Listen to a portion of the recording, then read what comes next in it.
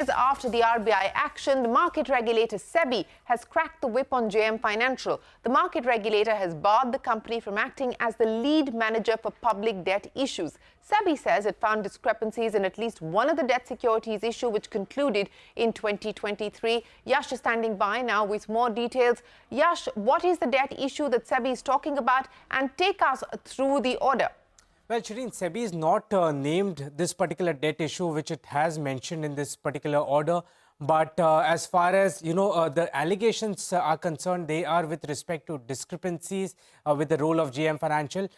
It's said and very clearly mentioned that this particular debt issue concluded last year, that is in 2023. Now, the order from Sebi is an ad interim ex parte order, meaning Sebi is yet to hear JM Financial stance on this thing, and by no means this is the final order as far as the matter is concerned.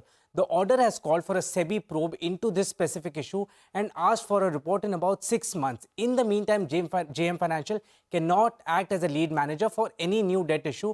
It also has to complete any existing mandates to act as a lead manager within 60 days. Now, let me take you through what Sebi has found. Like I said, this pertains to one particular debt issue in which JM Financial was the lead manager.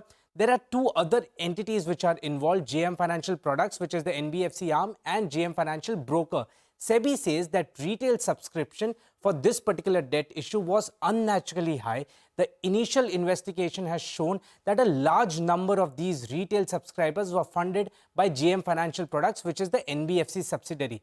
Now, on the day of the listing, a large number of these retail investors sold their securities through JM Financial's broking arm. The buyer of these securities was again JM Financial Products, which is the NBFC arm. So, essentially, two subsidiaries of JM Financial were involved in buying and selling of these debt securities, for which again JM Financial was the lead manager. Now, according to Sebi, more than 1,000 retail investors were given funding support amounting to about 121 crore rupees to subscribe to this particular debt issue. These investors were guaranteed a specific return, and they sold the securities on the day of the listing itself to another JM Financial subsidiary. Now, this subsidiary sold these securities to certain non-individual investors, that too at a loss. Now, Sebi says that these transactions, which involved investors who had borrowed from JM Financial's NBFC and the buyers who appeared to have, to be a predetermined and was done in a synchronized manner. Now, let's get to the Sebi probe. Now, one aspect that the regulator will look at is whether such exercise was carried out with other debt issuances as well, where JM Financial had a role to play. Sebi is also likely to probe the capacity in which JM Financial made any illicit profit from all these transactions. For instance, were profits made part of JM Financial's role as the lead manager?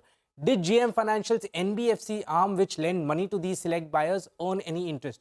Did JM Financial's broking arm earn any profits by buying and selling of these securities? And were all these gains big enough to negate the loss which it incurred by selling these securities to certain non-individual investors at a lower price?